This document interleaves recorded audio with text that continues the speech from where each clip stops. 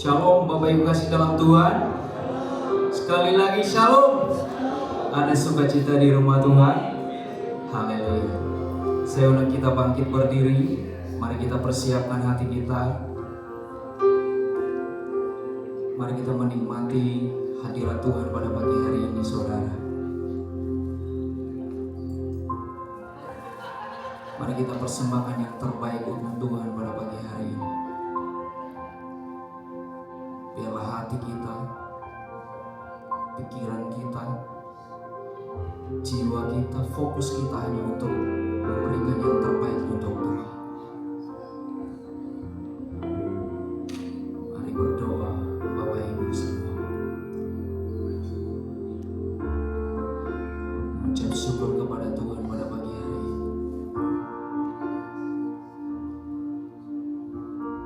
Terima kasih Tuhan Yesus. Engkau sungguh terlalu baik dan teramat baik di dalam setiap kehidupan kami, ya Tuhan.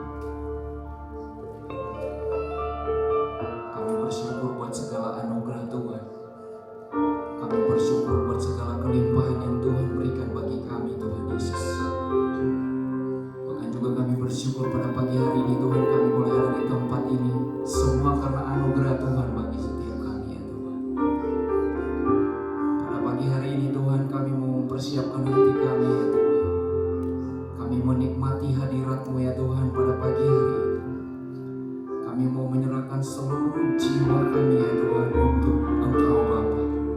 Kami mau menyembah Engkau Tuhan Yesus, pimpin kami Tuhan. Biarlah pujian penyembahan yang kami naikkan berkenan di hadapan Tuhan.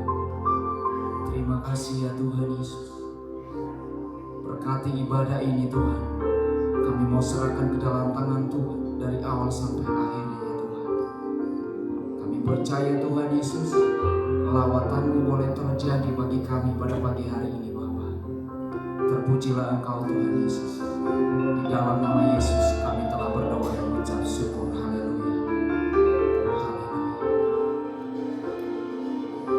Bapak Ibu dipersilakan duduk dalam hadirat Tuhan.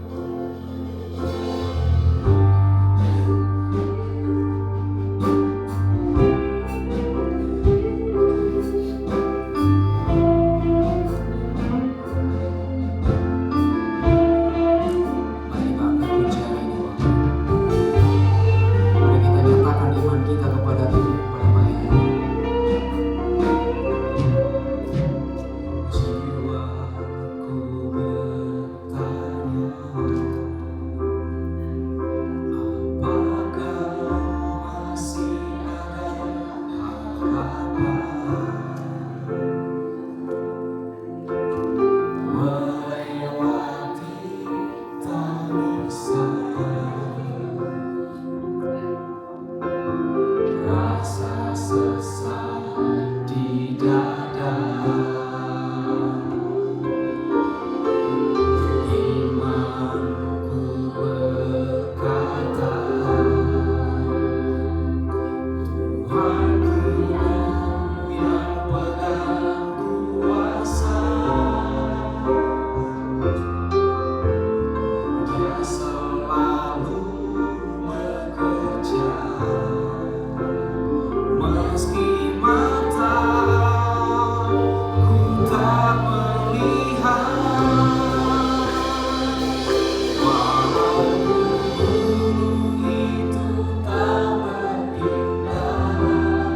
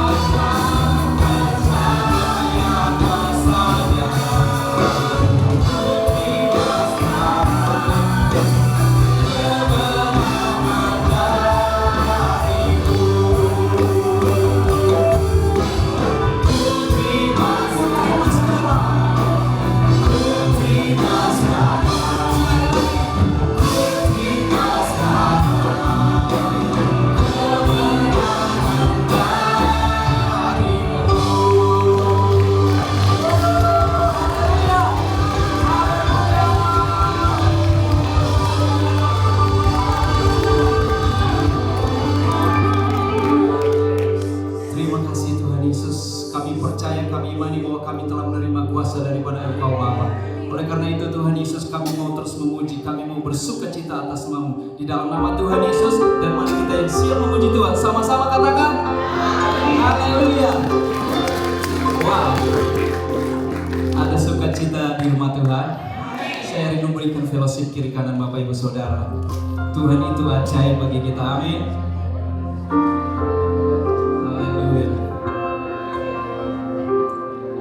Saya sungguh bersuka cita Bapak Ibu, karena semua bangku ini penuh.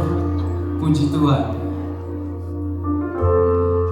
Yang di atas yang memuji Tuhan, jangan mau kalah ya. Puji Tuhan. Mari kita angkat pujian ini. Haleluya.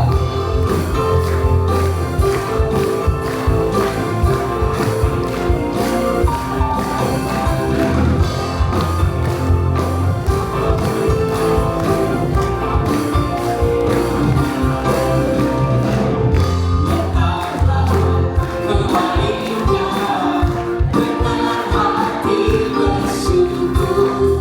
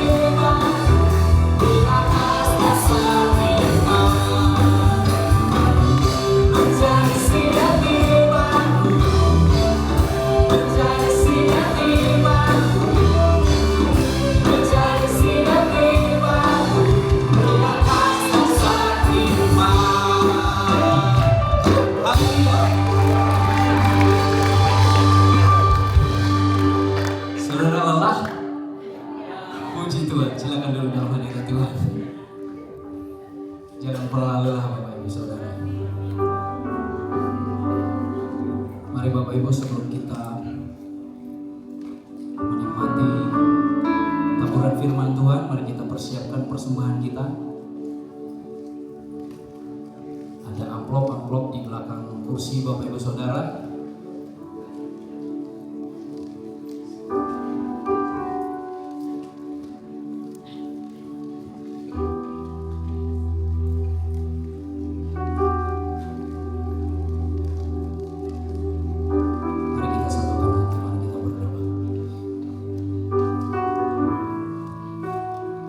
bersyukur Tuhan Yesus pada pagi hari ini Tuhan. Kami boleh menikmati hadirat-Mu Tuhan dalam pujian penyembahan kami ya Tuhan Yesus. Terima kasih Bapa. Dan terlebih pada saat ini juga Tuhan Yesus, kami mau memberikan persembahan kami ya Bapa. Yalah Tuhan Yesus, kami boleh memberi Tuhan Yesus dengan sukacita Bapa, sehingga persembahan kami berkenan di hadapan-Mu Bapa. Terpujilah Engkau Tuhan, dan kami siap memberi di dalam nama Tuhan Yesus. Haleluya. Amin. Bapak Ibu dipersilakan maju ke depan untuk memberikan persembahan.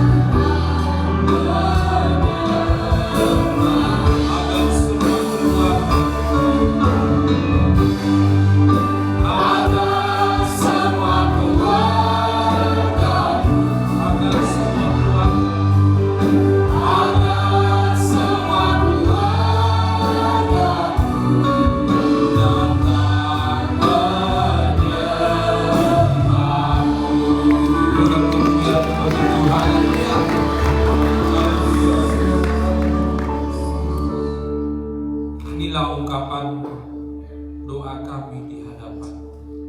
Selamatkan bangsa kami, selamatkan keluarga kami, dan juga senantiasa tuntun hidup kami untuk tetap setia kepadamu. Pagi hari ini Tuhan, kami akan berada di ruang Maha Kudus secara rohani, bercakap-cakap dengan Tuhan, mendengarkan firman-Mu, memperhatikan secara seksama, menanamkannya di dalam hati kami, dan bagaimana kami meresponi firman-Mu di dalam tingkah laku kehidupan kami sehari-hari. Urapi hamba-Mu, kuduskan hati dan pikirannya, supaya betul-betul pemberitaan firman Tuhan pada pagi hari ini dikendalikan sepenuhnya oleh Roh Kudus. Dalam nama Yesus Kristus, kami siap mendengarkan firman.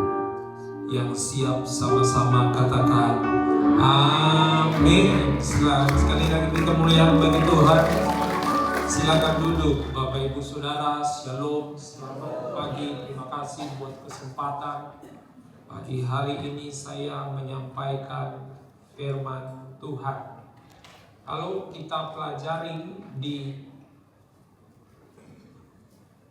gereja mula-mula, ada 3 gereja yang cukup berkembang secara signifikan. Gereja pertama itu adalah gereja di Yerusalem. Gereja kedua itu ada di Antioquia. Dan gereja yang ketiga itu ada di Filipi. Menurut sejarah, setelah generasi kedua, gereja di Yerusalem itu punah. Kenapa? Karena mereka masih berpegang pada tradisi, sehingga tidak maju dan berkembang. Sedangkan gereja di Filipi juga ikut punah generasi keduanya. Kenapa? Karena terlalu banyak konflik di dalam internalnya mereka sendiri. Ingat, Paulus menulis surat dari Roma kepada jemaat di Filipi yang memberikan teguran kepada para majelis yang saat itu terjadi konflik, dan pada akhirnya gereja tidak maju dan berkembang. Nah, gereja yang berkembang, yang maju cukup signifikan itu adalah gereja di Antioquia. Kenapa bisa maju dan berkembang? Karena gereja ini paradigma mereka adalah bermisi. Gereja yang bermisi. Karakteristik yang saya bisa utarakan secara singkat adalah mereka memiliki KTP ganda. Di sisi lain mereka punya filosofi budaya Roma, tetapi di sisi lain juga mereka mengingat akan tradisi di keyahudian dan tepatnya mewarisi perintah-perintah dari nenek moyang mereka. Artinya, gereja yang di Antioquia itu punya fleksibilitas, ada kelenturan bersikap, sehingga mereka bisa menempatkan diri di setiap kelompok yang berbeda. Dan ini menunjukkan mereka bisa bertahan, tetapi yang terpenting adalah bagaimana Injil itu diberitakan. Coba perhatikan, Timotius disunat, Titus tidak disunat. Sepertinya kelihatan adanya inkonsisten atau tidak konsisten. Tapi sebenarnya bukan masalah sunat atau tidak sunat secara fisik. Bagi Paulus adalah sunat hati. Nah, cuman karena panggilan daripada Titus itu bagi orang non-Yahudi, sedangkan bagi Timotius itu terhadap orang Yahudi, maka mereka punya kelenturan dalam bersikap. Bagaimana kontekstual menempatkan diri. Tidak sinkretisme, tapi tidak juga terjebak dalam berhala modern. Paham maksud saya Bapak Ibu? Pagi-pagi udah ajak mikir. Tapi saya mau gereja ini menjadi ciri khas sebagai gereja Antioquia. Gereja yang bermisi, gereja yang bergerak, gereja yang punya tujuan, gereja yang menangkap sinyalnya Tuhan. Apa yang menjadi core bisnis daripada gereja ini di dalam pelayanan itu? Gereja yang harus memikirkan VMTS dengan baik. Maksud saya VMTS itu visi, misi, tujuan, dan strategisnya. Dan ini harus dipikirkan oleh para pemimpin-pemimpin yang ada di sini. Berjibaku dengan serius dan sungguh-sungguh. Dan bagaimana menciptakan secara konkret, terukur, dievaluasi betul.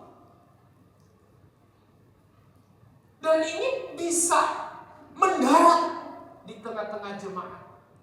Jadi tidak sekedar agenda rutin, rapat tahunan, tapi tidak pernah dievaluasi dan tidak pernah ditinjau sampai sejauh mana gereja ini bisa maju dan terus berkembang.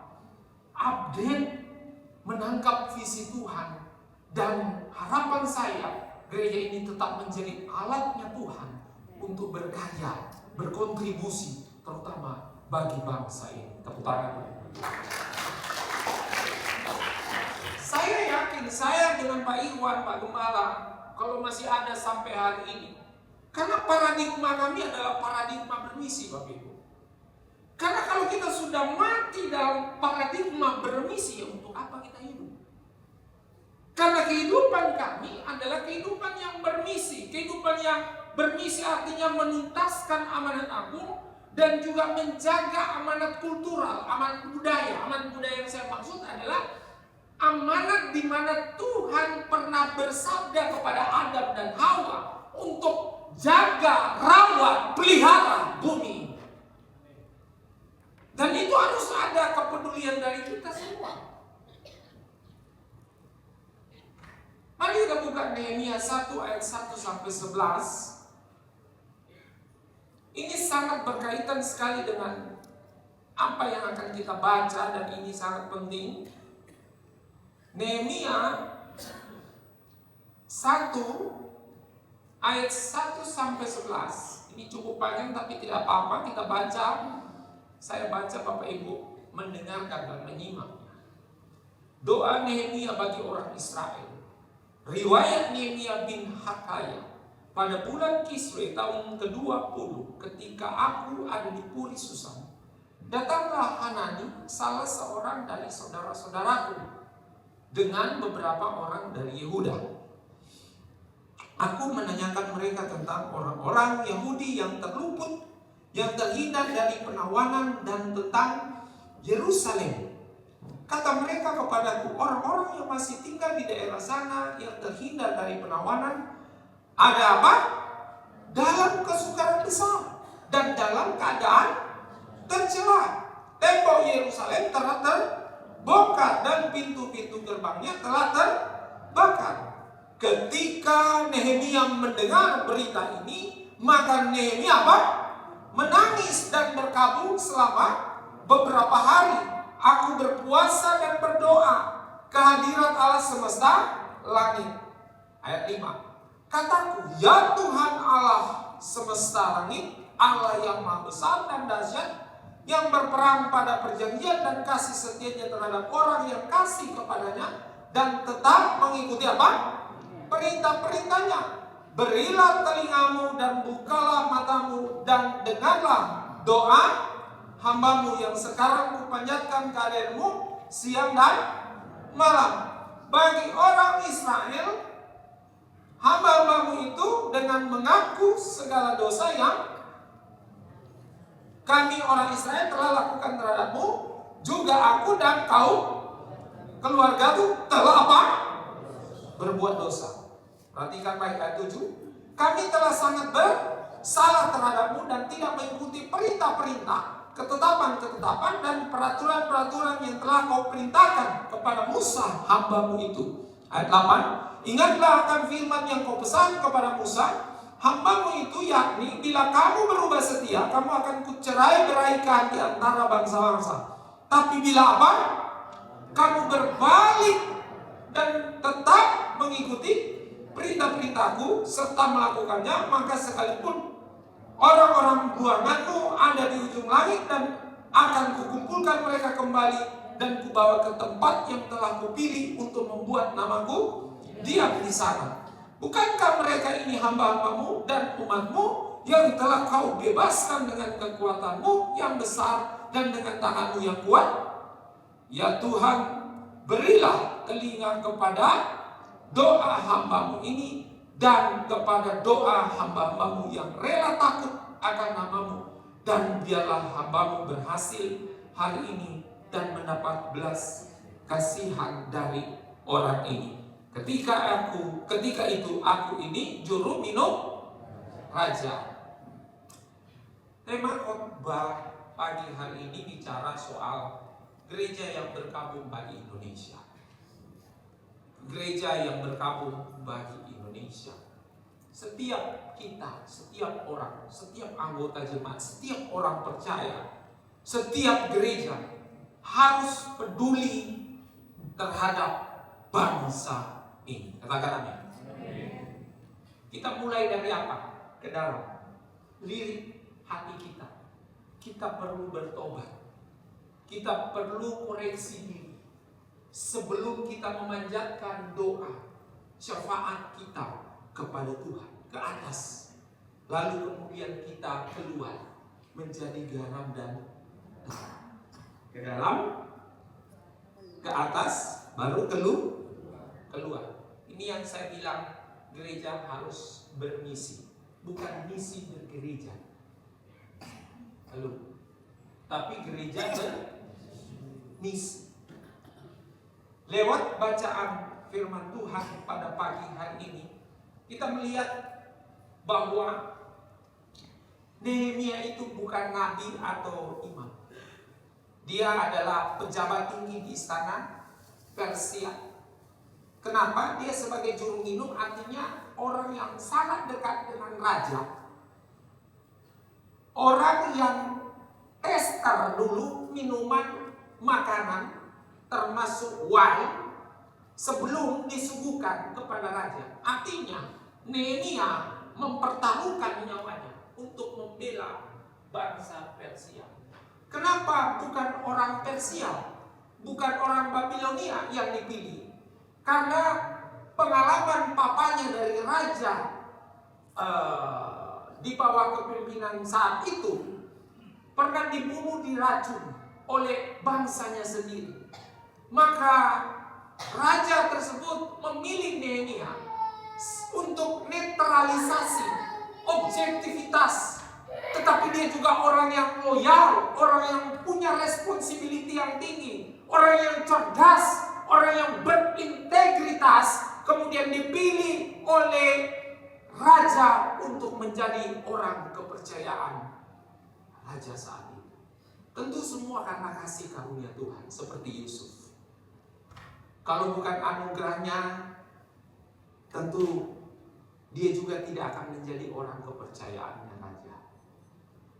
Tapi Bapak Ibu Saudara, saya cerita sedikit bahwa ketika bangsa Babilonia itu menyerang Yerusalem itu karena kesalahan mereka. Di masa kepemimpinan saat itu, raja melakukan penyelewengan dengan ingin berkoalisi dengan Mesir. Ketika Babilonia mendengar hal itu, maka dia melakukan penyerangan dengan mengepung kota Yerusalem. Dan tahu Bapak Ibu Saudara, tahun 586 Yerusalem itu hancur. Tembok-temboknya rubuh, tidak ada pertahanan sama sekali. Bait Allah semua hancur. Seluruh peralatan di dalam bait Allah, aksesoris dan barang-barang berharga, emas, permata, semua diangkut ke Babilonia. Nah, ada satu kebiasaan di mana orang-orang pilihan itu diambil juga, tapi pilihan itu yang masih muda, pintar, berkarakter, cerdas, punya skill, punya potensi ke depan sebagai seorang yang bisa memimpin, itu diangkut juga. Jadi kualitas SDM yang dipilih oleh Nebukadnezar dibawa ke Babel. Kemudian mereka dipilih. Nah, salah satunya adalah Nehemia. Dipilih. Yang sisanya di Yerusalem itu adalah orang-orang yang, ya mohon maaf ya, IQ-nya rendah, tidak mau berkembang, sumbu pendek. Dan akhirnya mereka hidup sengsara. Kondisi di Yerusalem saat itu, Bapak Ibu Saudara, sangat terpuruk. Bahkan bangsa Israel mau bertani, mereka harus menggadaikan anaknya sebagai jaminan untuk meminjam kepada para imam dan orang-orang bangsawan saat itu. Kalau Bapak Ibu baca seluruh kitab Nehemia, ketika Nehemia melihat hal itu, Nehemia marah kepada mereka, para pemimpin-pemimpin ini, di mana mereka orang-orang yang telah merusak bangsanya sendiri. Bapak Ibu Saudara, kalau kita perhatikan dari ayat yang kita baca, saat Nehemia mendengar kabar tentang laporan dari saudara kandungnya itu, di dalam posisinya sekalipun yang aman, nyaman, tapi saat dia mendengar kabar tentang Yerusalem, dia sedih, dia menangis, dia berdoa. Ini yang artinya namanya berkabung. Mendengar bukan sekedar bunyi-bunyian yang sambil lalu. Saya sudah katakan kata mendengar itu sama seperti kata seeing dan looking. Kalau seeing itu cuma melihat sepintas, tapi kalau looking itu memperhatikan secara seksama, melibatkan hati dan pikirannya untuk menyimak setiap detail informasi yang disampaikan oleh Hanani kepada Nehemia mengenai laporan kondisi yang cukup tragis di mana? Di Yerusalem saat itu. Maka ketika Nehemia mendengar hal itu, dia berkabung, dia merendahkan diri, dia menangis selama beberapa hari. Sama seperti saya ketika Pak Iwan mendengar diagnosis saya diagnosis oleh dokter cancer stadium 4.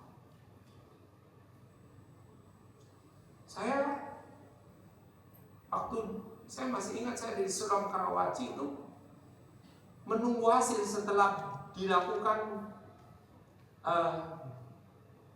kolonoskopi dan endoskopi.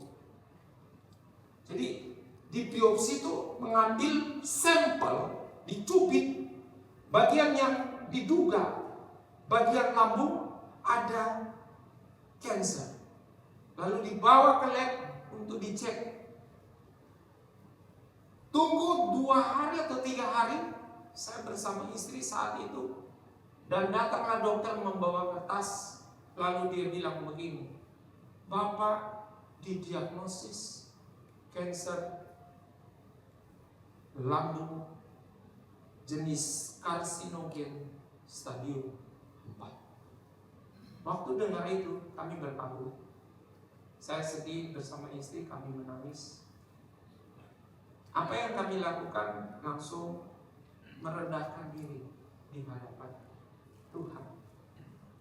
Tidak ada kata mengeluh tentunya, tetapi kami karena sudah tahu firman, jadi kami berserah. Bukan berarti menyerah, namun bagaimana kami serahkan seluruh totalitas, seluruh hidup kami diatur oleh Tuhan yang terbaik. Saya tidak bisa berbuat banyak. Ini cancer.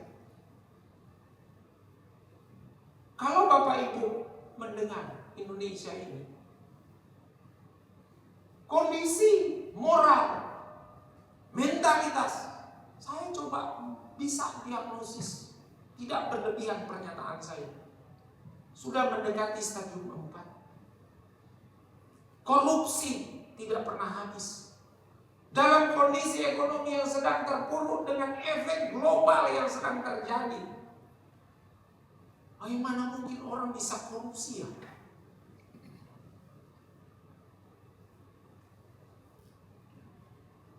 Dan kita harus peduli akan hal ini. Kemiskinan, perpecahan, generasi muda yang mulai kehilangan arah. Menurut survei bahwa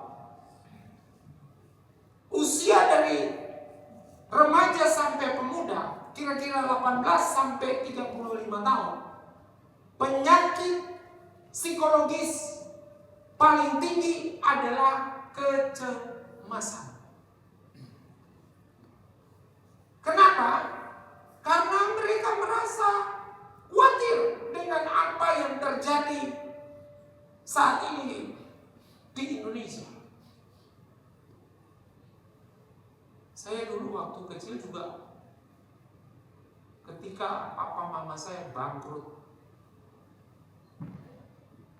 saya masih ingat ya, kelas 5 SD, mobil kami itu sampai 9 Pak Ibu. 2 bus besar, itu pakai otomatis tuh bisa, hidrolik. Itu di Manado itu, baru kami itu punya mobil 2 itu, papa saya, hidrolik, Manado Gorontalo. Kami punya pembantu itu ada sekitar 6-7.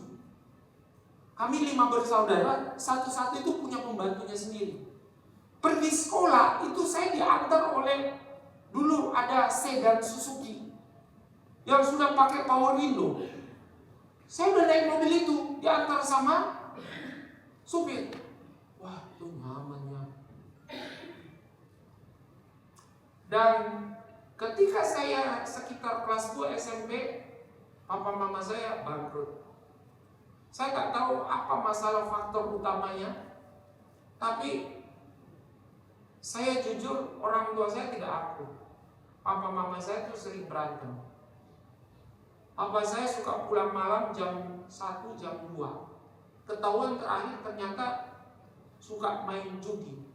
Dan judi itu taruhan-taruhannya sertifikat sama apa tuh, BPKB mobil. Main cuma 5 orang, 4 orang. Jadi konflik. Jadi mama saya ke kiri, papa saya ke kanan. Jadi kami kehilangan figur seorang ayah dan kasih sayang seorang ibu. Dan akhirnya jatuh bangkrut. Dan kami jatuh susah dalam hidup. Papa saya meninggal muda, usia 42 tahun. Dia stres, dia meninggal. Dan kami seolah ya rumah tangga itu kayak buban gitu, tercerai-berai.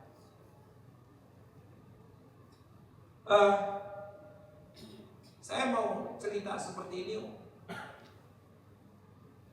untuk melihat keadaan bangsa ini yang sedang terpuruk. Saya mau fokus kembali bahwa kita perlu berdoa buat bangsa ini.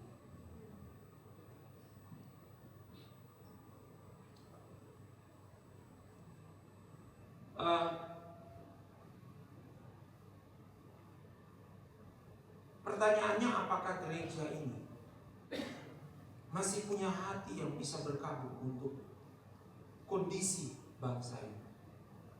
Sama seperti ketika saya didiagnosis oleh dokter dan saya mendengar kabar itu dan membuat saya dan bersama istri merendahkan hati, menangis, berkabung dan berdoa.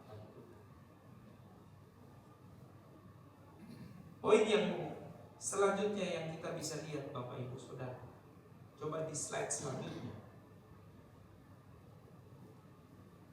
Berkabung itu dimulai dari mendengar dengan hati. Nehemia mendengar kabar dari Hanani. Nehemia tidak menutup telinga. Dia tidak berkata itu urusan kalian. Dia sudah nyaman sebagai orang kepercayaan. Kemarin kesaksian seminar WBI yang hebat di CP. Ada yang ikut di sini? Ada ya?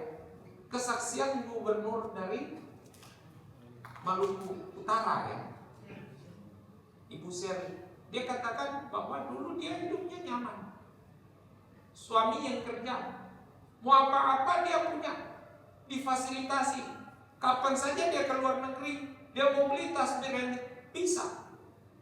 Tapi ternyata itu tidak membuat dia bahagia dan puas seutuhnya. Dia menyadari ketika suaminya meninggal, ditutup pakai terpal. Dia mengalami titik terendah. Tapi di situ Tuhan mengajar dia. Dia bangkit dan dia menyadari akan hal itu. Dia diproses oleh Tuhan dan pada akhirnya dia bisa jadi gubernur. Karena Tuhan kasih hati bagi dia untuk melihat kondisi negerinya sendiri. Kesaksiannya luar biasa karena dia cuma nikmati hidup, dia ibu rumah tangga, dia tidak tahu apa-apa soal bangsa ini. Katanya cuma tanya lewat chat GPT.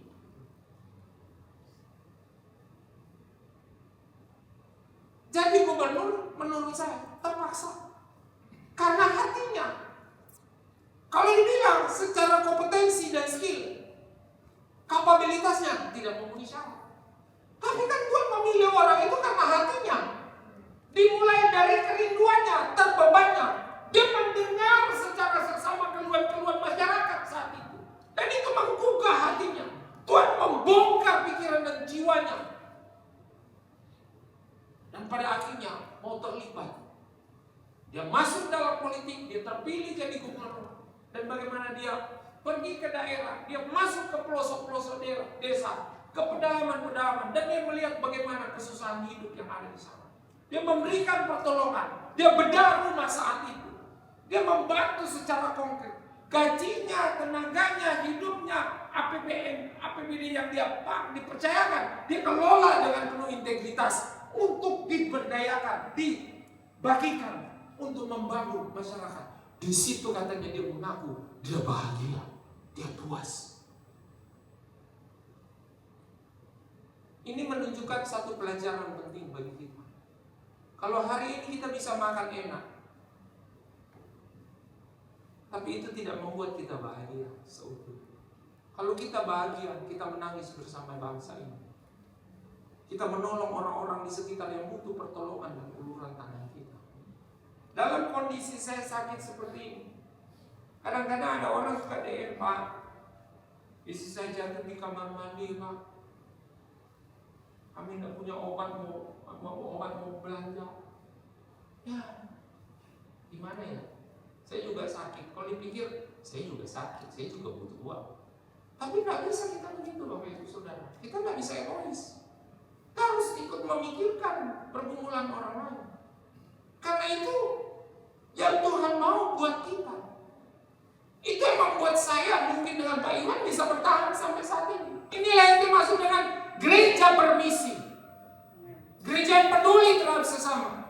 Jemaat yang punya karakteristik seperti ini, itu adalah sama dengan jemaat di Antioquia.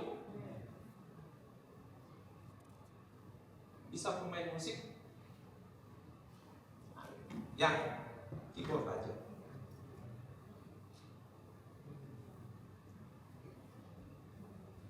Main di CD.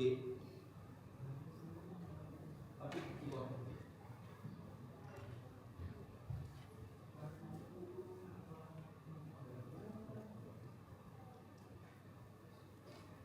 Bapak Ibu, saya bukan cuma sekedar hamba Tuhan dan otak-atik ayat dan khotbah. Sekarang kita pakai AI, udah bisa. Dan ketik ayat ini ngomong apa, AI tinggal ngomong. Tapi yang diharapkan Tuhan bagi kita semua apa sekarang? Terus peduli bangsa ini artinya bagaimana firman itu diimplementasikan, didaratkan untuk menjawab permasalahan kondisi bangsa ini yang sudah stadium 4.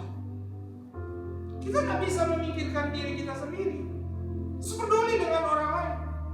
Kalau Tuhan masih pakai saya sebagai alat Tuhan sampai hari ini, kalau saya masih disembuhkan oleh Tuhan dari cancer, Itu karena Tuhan punya rencana buat saya.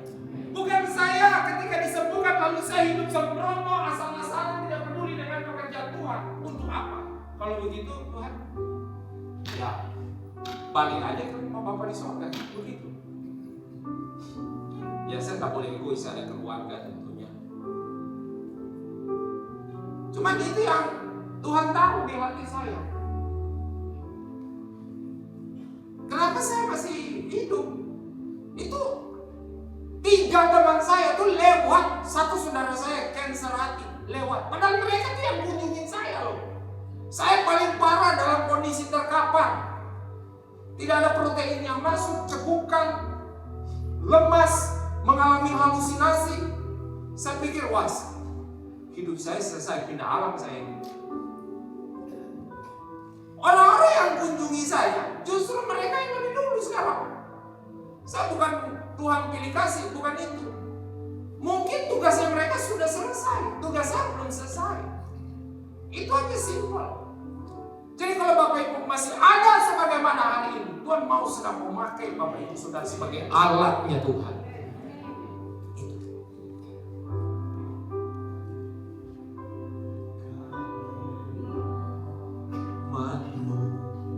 Rendahkan diri, sujud dan berdoa, mencari wajah-Mu, berpaling dari jalan kami yang jahat. Oleh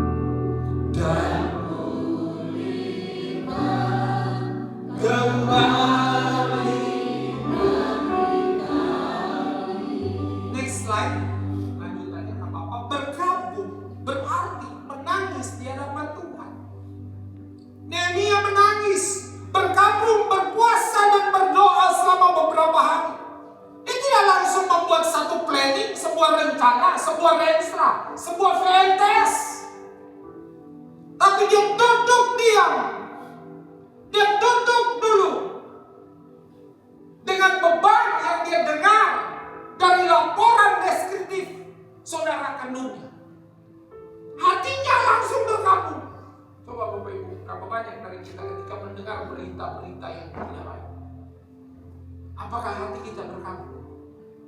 Kalau dengar saudara atau jemaat berbuat dosa, apa hati kita langsung berdoa dan sedih, atau kita menghakimi, atau kita jadi orang yang gosip? Kalau ada terjadi masalah di gereja ini, apakah kita lebih jago dalam komentator daripada berdoa? Karena sekarang kan lagi main bola nih, Piala Dunia. Muncul tuh komentator-komentator baru. Sekarang gereja kadang-kadang terlalu banyak komentator, tapi jarang berdoa, jarang mengumumkannya. Hatinya tidak sedih dan berkabut, dia cuma jadi seorang hakim. Daripada kita gosipin orang, mari kita bergandeng tangan dan berdoa bersama-sama. Itu yang harusnya yang dimau dan diinginkan oleh Tuhan. mata kita itu bukan menunjukkan satu kelemahan, tapi bagaimana kita iba, kita empati, kita menangkap sinyal hatinya Tuhan melekat di dalam hati kita, supaya kita berdoa sungguh-sungguh seperti Abraham yang melakukan negosiasi. Tuhan, kalau boleh ada 10 orang yang tidak masih hidup benar, Tuhan tolong jangan bumi hanguskan Sodom dan Gomora. Kalau ada 10 saya tidak akan binasakan. Mohon maaf Tuhan, kalau boleh 5 Tuhan. Adakah hati kita seperti itu? Nego dengan Tuhan untuk bangsa Indonesia ini. Saya sampai tengah malam jam 2, jam 3, saudara istri saya itu kamu kok nggak tidur. Saya scrolling, saya cari paham karena terlalu banyak berita buzzer negatif. Ternyata itu dibayar. Ada orang-orang yang disebut sebagai apakah elit global, konspirasi katanya, entah. Dan oligarki, entahlah istilah-istilah itu Bapak silakan cek aja di Google. Ya, penguasa-penguasa itu tidak suka dengan kepemimpinannya Prabowo saat ini, karena Prabowo sedang mempertahankan kedaulatan. Tapi terlalu banyak berita buzzer sehingga membuat banyak orang menghujat Prabowo. Termasuk kita ikut-ikutan juga. Padahal kita tidak tahu akar masalahnya di mana. Bapak Ibu tahu bahwa Indonesia ini sudah swasembada pangan. Biasanya beras itu diimpor dari Myanmar, dari gereja Asia Tenggara, dikirim ke Indonesia. Karena jumlah kebutuhan Indonesia itu masih kurang, produksinya rendah, sehingga membutuhkan berasnya impor. Waktu impor kan dolarnya tinggi, konversinya mahal kan begitu. Nah Indonesia tidak bisa bergantung lagi kepada luar terus menerus. Mau tidak mau mesti tingkatkan swasembada pangan dengan memperbanyak yang namanya padi-padi untuk pekerja mikro. Nah UMKM ini bisa hidup karena ada bank yang memberikan kucuran dana dengan birokrasi yang tidak terlalu ribet, administrasi tidak terlalu ribet, dengan bunga yang rendah. Harapannya begitu. Tapi dalam proses ini kan banyak koruptor juga, sehingga dana yang harus dialirkan menjadi hambatan. Nah di sisi lain juga petani ini kan kurang kompetensi mengelola yang namanya padi, itu masih manual.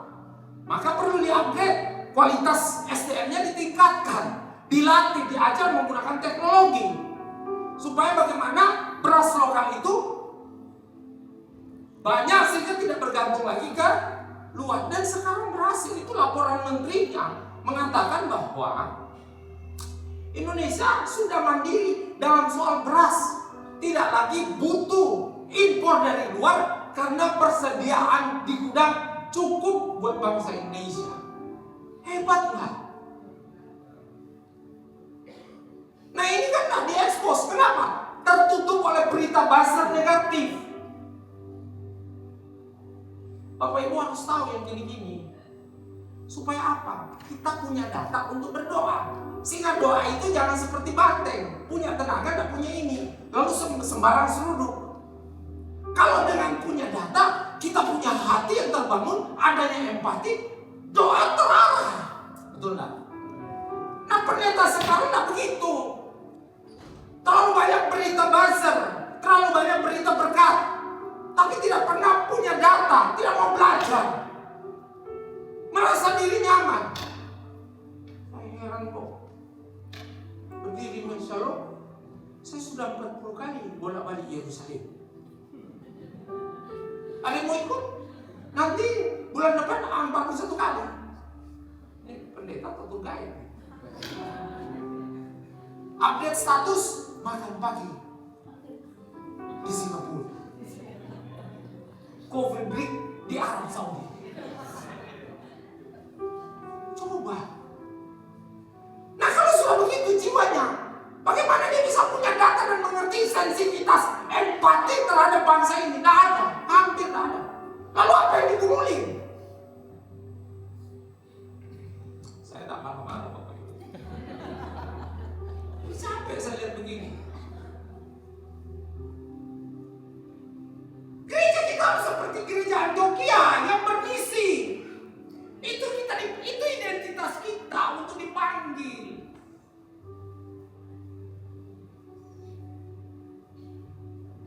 Oh, baru saya paham. Oh, begitu tuh. Indonesia bilang, sal Indonesia. Kenapa? Karena Indonesia sudah diambang Fajar bangkrut. Tidak ada begitu, salah itu. Itu berita buzzer negatif. Indonesia punya fundamental bagus. Bank-bank masih untung tiap 3 bulan ada laporan keuangan. Oke kok. Dan tentara digosipin sekarang. Oh, mendingan dibubarin. Karena membuat jadi pengusaha-pengusaha swasta terancam. Begini loh Bapak Ibu. Kan ini saya mau begini sedikit ya. Kita kan punya kekayaan sumber daya alam tuh yang luar biasa. Ya, ada nikel, batu bara, minyak. Itu baru disebut bumi yang lain-lain, belum kelapa sawit. Ya. Diekspor itu selain oleh BUMN ada juga swasta. Nah, BUMN dan swasta ekspor. Ini oknum direksi main dengan asing, membuat di atas kertas itu harga barang murah. Padahal faktanya itu harga tak segitu. Kenapa? Supaya mereka punya pajak juga rendah. Termasuk swasta, main juga.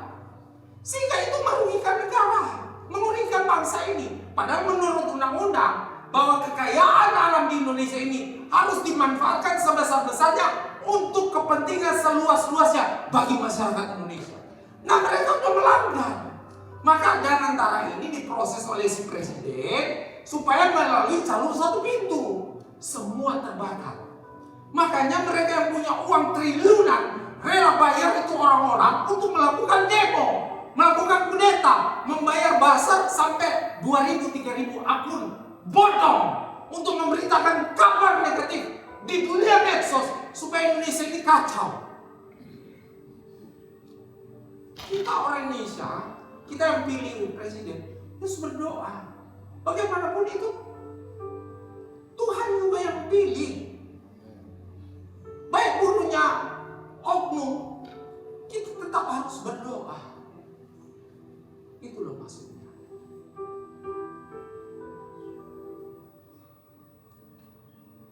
Kenapa Pak? Dolar nilai terhadap rupiah bisa terjun bebas sampai 18.200. Sekarang udah turun 17.900 ya. Kenapa? Karena demand-nya, permintaan dolar itu tinggi. Yang pertama karena umroh. Wajar kok bulan-bulan Maret, Mei, April itu begitu. Tapi yang kedua efek global. Nah, yang ketiga ini paling parah. Begitu banyak para penanam modal sama para asing yang taruh modal di Indonesia karena merasa berita buzzer ini jadi takut, maka uang mereka dipindahkan keluar. Nah, ketika uang dipindahkan keluar, itu harus dikonversi dong dari rupiah ke dolar. Inilah yang membuat terjadinya lonjakan. Kenapa? Karena terlalu banyak berita negatif. Jadi kasus yang sedang terjadi di Indonesia itu masih ranah psikologis, bukan ranah fundamental. Psikologis itu artinya orang pada takut menanam modal di Indonesia, regulasi tidak menentu, dan akhirnya cabut keluar. Katanya pemain utamanya ya negara tetangga kita. Ya, dia dipakai sebagai alat oleh elit global untuk menakut-nakutin bangsa Indonesia. Nah, jadi Bapak Ibu Saudara, jangan merasa terganggu. Nggak usah takut. Indonesia sedang mempertahankan kedaulatan, tapi harus di-manage. Cadangan devisa kita mesti kuat. Pengolahan APBN-nya mesti dengan bijak. efisiensi. MBG dievaluasi lagi. Itu kurangi jalan-jalan ke luar negeri, kan begitu katanya. Ikutin aja. Cadangan devisa kita masih kuat sampai ke depan 6 bulan. Sama APBN, walaupun hutang Indonesia hampir katanya 10.000 triliun. Nah Bapak Ibu, data-data begini mesti kita paham. Wah ribet Pak. Ya minimal apa Tuhan? Di sini tahu dan bagaimana kita berdoa supaya terarah gitu. Itu maksud saya. Sama seperti Nehemia ketika mendengar kabar, laporan.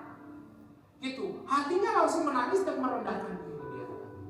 Oke, secepat Bapak Ibu Saudara. Yang kelima, bukan yang kelima, ketiga. Bergabung berarti pengakuan dosa. Nehemia berdoa, aku dan kaum keluargaku telah berdosa. Dia tidak menyalahkan orang lain dulu. Dia tidak mengaku dulu. Maksudnya dia mengaku dulu di hadapan Tuhan. Dia bukan seorang komentator yang terlalu banyak komen harus begini begitu. Dia berdoa. Nah, kadang-kadang kita mudah suka menyalahkan pemerintah, betul tak? Ya. Lalu kita suka bully, gemoy. Karena kita termakan dengan berita-berita negatif.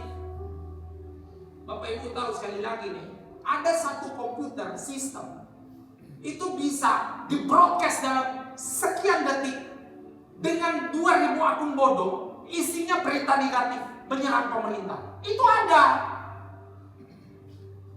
Lalu kita ini langsung baca, iya. Langsung cepat-cepat, orang Indonesia kan kepo sama apa? Suka viralkan begitu. Langsung di-forward tanpa menyelidiki dulu. Daripada kita menyalahkan pemerintah, kita merendahkan diri, kita berdoa. Daripada kita menyalahkan pemimpin gereja, mari kita berdoa bergandeng tangan.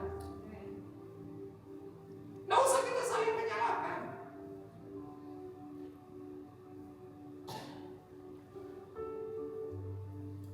Pengakuan Nehemia ini saya pelajari penting.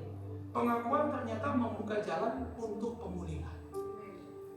Jadi kalau kita menyadari keberadaan keterbatasan kita, ternyata itu mengantar hati kita pulih. Jadi Bapak Ibu, itu jelek sekali. Itu baik. Memang dia bagus. Ini membuat hati jadi rusak. Jadi dengan cara Tuhan, mungkin kesalahan dia kesalahan saya juga. Saya juga tahu harusnya saya ngomong, ampuni saya. Itu pintu pemulihan. Halo, paham ya? Kita lanjut supaya saya cepat. Berkabung berujung pada kesiapan untuk bertindak. Nehemia mengingat janji Tuhan kepada Musa, lalu dia berdoa, berikanlah hamba-Mu berhasil hari ini. Artinya apa? Dia tahu sendiri bahwa dia yang akan melakukannya. Maka dia menemui raja. Maksudnya begini loh Bapak Ibu, berkabung yang sehat itu atau berdoa itu dengan keluh kesah tidak salah, tapi jangan hanya berhenti sampai menangis doang. Setelah berdoa, berkabung, sedih, mengutarakan curhat kepada Tuhan, kita jangan hanya berhenti sampai situ. Setelah itu kita bilang begini, Tuhan, apa yang bisa saya lakukan? Apa yang bisa saya bantu sesuai dengan kapasitas kemampuan saya? Libatkan saya Tuhan dalam pekerjaan pelayanan di gereja ini Tuhan. Sekalipun itu bagian yang terkecil, mau jadi penerima tamu, singa, siapin makan di belakang, buat teh, apa yang bisa saya kerjakan? Supaya itu mempersatukan kita semua.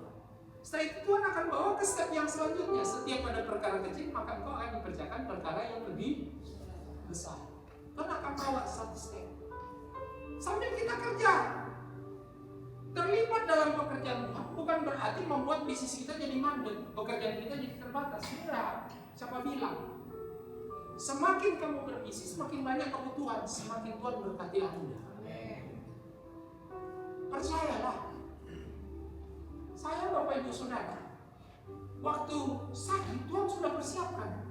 2 tahun sebelum saya sakit, saya udah ceritain 2 kali keluar dari asuransi. Masuk ketiga kali itu Tuhan ngomong. Artinya Tuhan sudah siapkan. Tuhan sampai bilang, bicara ke sini. Masuk asuransi lagi ya, sesuai tagihan. Saya masuk asuransi sesuai tagihan.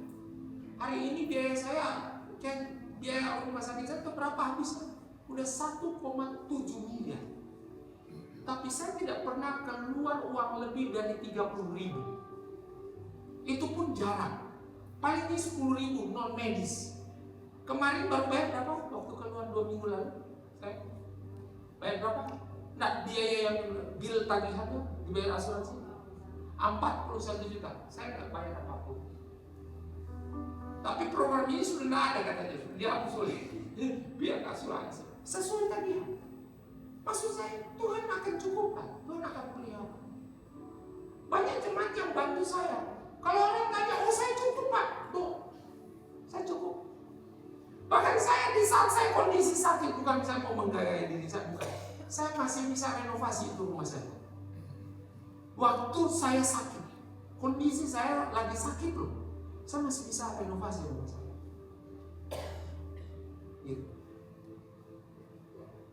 Hatinya mesti bermisi. Peduli dengan pekerjaan Tuhan di tengah-tengah masyarakat, dan Tuhan akan mencukupkan. Gubernur itu bisnisnya jalan lancar, dia tetap menjalankan sambil dia tetap turun ke daerah. Saya bukan apa, bisa nggak upgrade mobil saya jadi mobil listrik atau ya BYD? Bisa, walaupun kredit seumur hidup. Jadi mudah. Tapi bisa. Oh saya kreatif soalnya. Saya bukan cuma kerja, saya juga bisa dagang, bisa bisnis, saya bisa kerjain. Dalam kondisi saya sakit, dihitung sama kontraktor, Pak, ini sekian berjuta ya Pak. Oh iya. Saya buta-buta gimana caranya. Dalam kondisi sakit. Jadi maksud saya Bapak Ibu Saudara, jangan terpaku dengan usia dan kondisimu. Hatimu bermisi aja dulu. Kamu pikirkan pekerjaan Tuhan dan Tuhan akan cukupkan apa yang kamu butuhkan. Dan akan muncul ide-ide kreatif. Gitu. Kalau enggak, sudah terdesak tanya ChatGPT. Oke, terakhir. Beberapa langkah konkret Bapak Ibu terakhir. Pak, kalau gitu apa yang harus kami lakukan? Mulailah kebiasaan mendoakan bangsa ini secara rutin. Bukan cuma saat ada bencana. Kedua, hentikan kebiasaan hanya mengkritik tanpa mendoakan. Ketiga, tanya kepada Tuhan, apa bagian kecil yang bisa aku lakukan di lingkunganku? Keempat, mulai dari hal yang sederhana, jujur dalam pekerjaan, peduli pada tetangga, mendidik anak dengan benar. Coba perhatikan, ke dalam, ke atas, keluar. Halo, mari kita bangkit.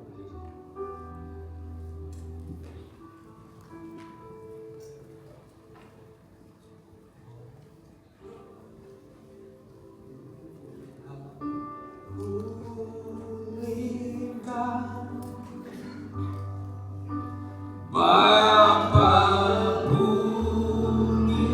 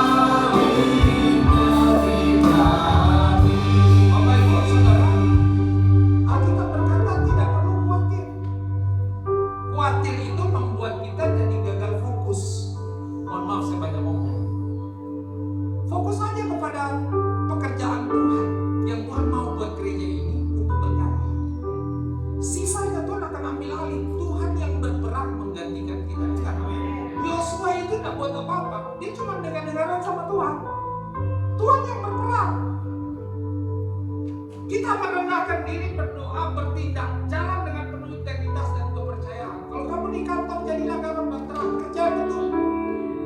Jangan terlalu banyak main game, scroll begitu. Tapi kita bagaimana? Punya data, merendahkan hati, bertindak. Itu. Sekali lagi, kalau saya dan Pak Iwan masih ada sampai saat ini, karena kami masih punya hati misi untuk peduli terhadap gereja ini dan bangsa ini. Kita cintai. Saya yakin itu. Saya yakin kan tidak mungkin Tuhan masih pakai saya sampai hari ini. Tidak mungkin. Kalau saya punya hati tidak bermisi. Gitu. Dan Bapak Ibu pasti juga punya hati untuk bermisi. Khotbah-khotbah begini tidak terlalu banyak diminati. Betul. Saya kalau khotbah KKR kayak mau begini, cuma bukan. Karena gereja sudah dikondisikan. Terlalu hype. Nyanyi udah pakai lampu, klip.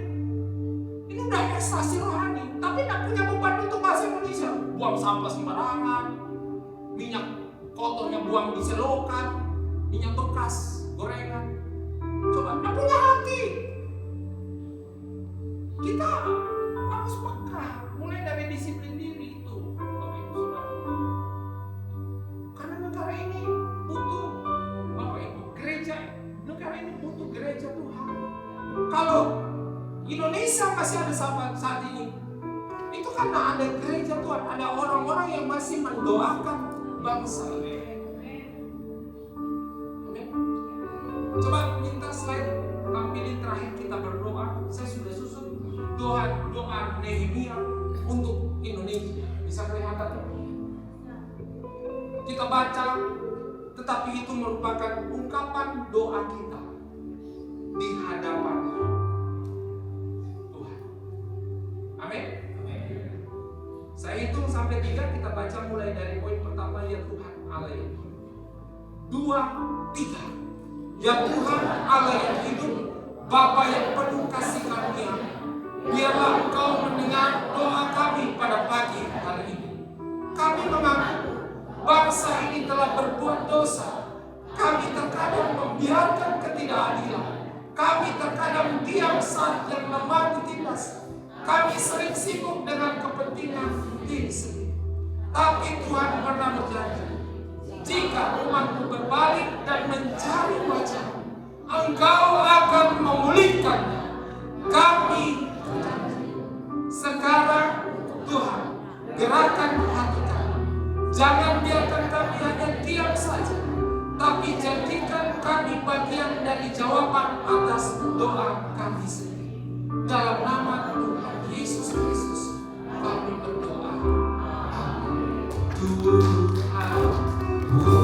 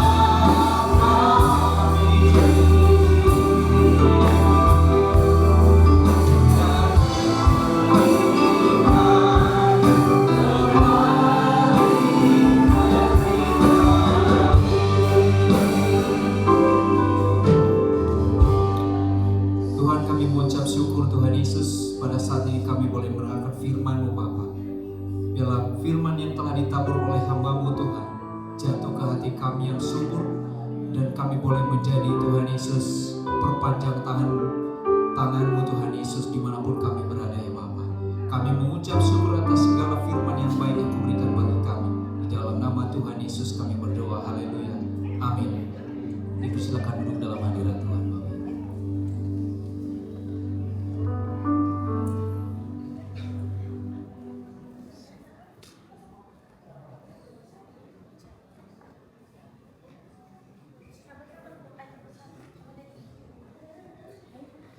Bapak Ibu, ada persembahan pujian dari anak-anak sekolah minggu. Dipersilakan. maju.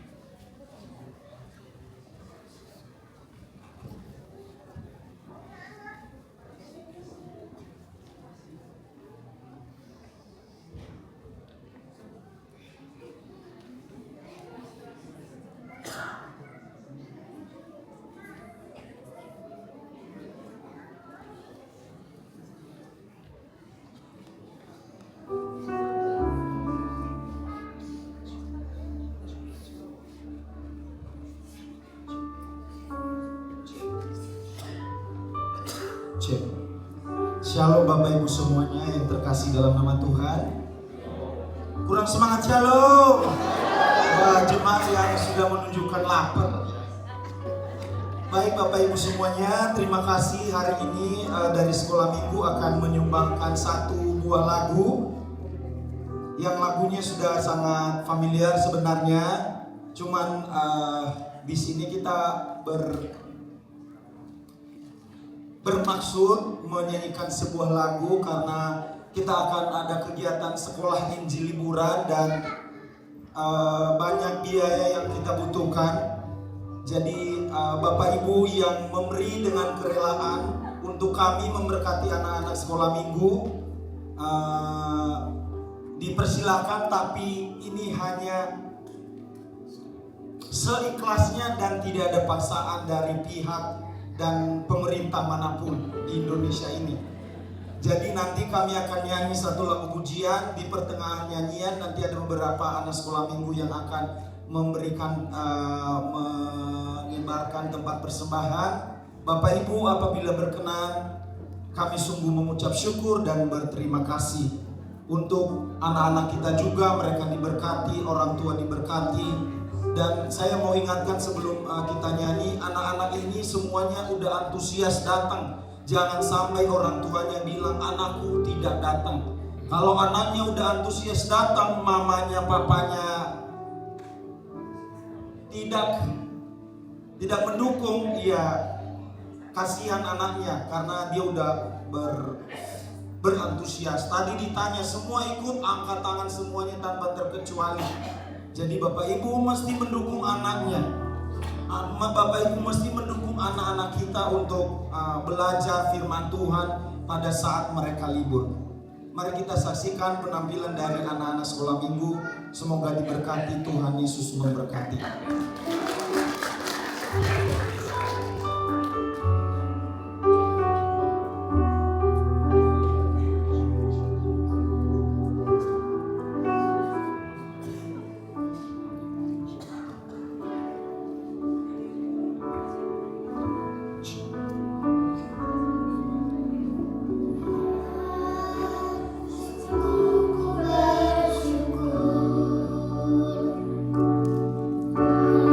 Menyertai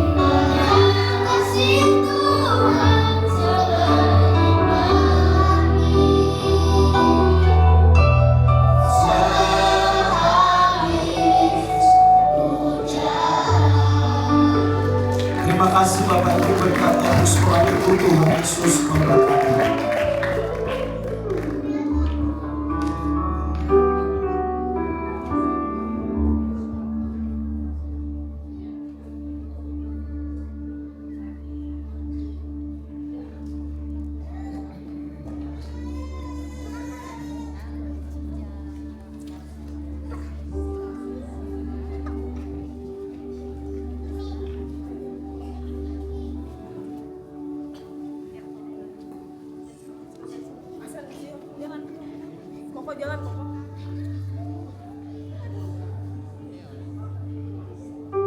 Mari kita menyaksikan beberapa pengumuman Bapak Ibu.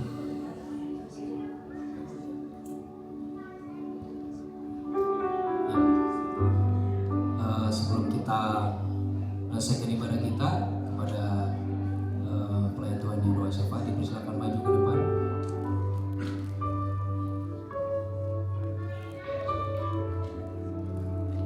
Bapak Ibu yang terkasih, kita satukan hati kita berdoa. Bapa yang sangat baik, Bapa yang penuh kasih, kami mengucap syukur Tuhan untuk siang hari ini Tuhan. Firman-Mu telah mengingatkan kami Tuhan. Firman-Mu telah memberikan kami makanan ya Tuhan. Biarlah kami bisa melakukan firman-Mu itu ya Tuhan. Terima kasih Tuhan untuk hari ini Tuhan. Bapa yang baik, kami berdoa saat ini Tuhan untuk Bapak Pendeta Dr. Dodi Chandra yang sudah memberitakan firman-Mu Tuhan. Oh Tuhan, kalau mujizat-mujizat sudah terjadi untuk kehidupan Bapak Doni Tuhan, kami percaya Engkau masih memakai beliau Tuhan untuk terus memberitakan Injil-Mu Tuhan. Berkati Pak Pendeta Dodi Chandra itu Tuhan. Di dalam pelayanannya Tuhan, Engkau terus memberkatinya. Dalam pengajarannya Tuhan sebagai dosen, Tuhan Engkau juga menyertai dan memberkatinya. Tuhan juga memberkati keluarga besarnya Tuhan. Terima kasih Tuhan Yesus. Kami juga berdoa Tuhan saat ini Tuhan untuk Bapak dan Ibu Gembala kami di tempat ini, Pastor Iwan dan juga Pastor Florin Tuhan. Kami bawa ke dalam doa Tuhan. Biarlah Tuhan Kau senantiasa juga memberkati beliau-beliau ini untuk memimpin kami di gereja Bukit Kunir Tuhan. Tuhan pelihara, Tuhan berikan kesehatan yang prima ya Tuhan. Terus urapi Tuhan dengan urapan-urapan yang baru Tuhan. Terima kasih Tuhan Yesus. Kami juga berdoa Tuhan untuk seluruh pelayan-pelayan Bukit Kunir Tuhan. Ajar kami terus Tuhan, rendahkan hati kami untuk melayani-Mu Tuhan. Pakai kami lebih lagi Tuhan. Kami juga berdoa untuk seluruh jemaat-Mu Tuhan. Tuhan, kami percaya Engkau tidak pernah meninggalkan kami yang ada di tempat ini Tuhan. Engkau senantiasa mencukupkan apa yang kami perlukan Tuhan. Engkau menilik satu persatu apa yang kami perlukan. Tuhan senantiasa penuhi keperluan kami. Terima kasih Tuhan Yesus, Bapa yang sangat baik. Saat ini kami bersepakat berdoa untuk bangsa kami Indonesia kami cintai Tuhan. Kami membawa bangsa kami ke dalam tangan Engkau. Ampunilah Tuhan bangsa kami Tuhan. Dengan belas kasih-Mu kami berdoa Engkau tidak pernah meninggalkan bangsa kami. Kami berdoa untuk seluruh pemimpin kami, dari Bapak Presiden, Wakil Presiden, seluruh jajarannya Tuhan, dari pusat sampai daerah. Tuhan memberkati mereka, berikan hikmat Tuhan, berikan akal budi Tuhan, agar mereka tidak salah dalam menentukan kebijaksanaan-Nya Tuhan. Tuhan mengasihi bangsa dan pemimpin kami di Indonesia Tuhan. Dan kami percaya Tuhan akan pulihkan negeri kami dalam nama Tuhan Yesus. Terima kasih Tuhan. Kami berdoa untuk gereja Bukit Kunir di tempat ini Tuhan. Biarlah gereja kami ini juga menjadi dampak untuk lingkungan di sekitar kami. Jadikan berkat juga Tuhan. Engkau juga memberkati Tuhan lingkungan kami di tempat ini. Terima kasih Tuhan Yesus. Tuhan, kalau sebentar kami akan meninggalkan tempat ini, kami mohon penyertaan Tuhan. Tapi sebelum kami meninggalkan tempat ini, kami rindu menerima berkat melalui hamba. Saya undang kita semua untuk bangkit berdiri. Mari kita angkat kedua tangan kita akan terima berkat Tuhan. Terimalah berkat damai, sejahtera, dan sukacita dari Allah Bapa yang Maha Kuasa, kasih yang berlimpah-limpah dari Tuhan kita Yesus Kristus, persekutuan yang indah dan manis dengan Roh Kudus, yang akan senantiasa menyertai kita, menuntun setiap langkah kita. Dia juga yang akan memampukan kita menjadi gereja yang bermisi, yang mengasihi dan mendoakan bangsa dan negara kita Indonesia. Dia juga yang akan memampukan kita untuk menjadi terang dan saksi Kristus dimanapun Tuhan tempatkan kita. Dia juga yang akan memberikan kita terobosan-terobosan yang kita butuhkan. Dan Tuhan juga yang akan memampukan setiap kita untuk hidup berkemenangan di dalam Kristus Yesus. Dan semakin hari, semakin menjadi serupa dengan Kristus Yesus. Kita semua yang telah terima berkat Tuhan dan percaya, katakan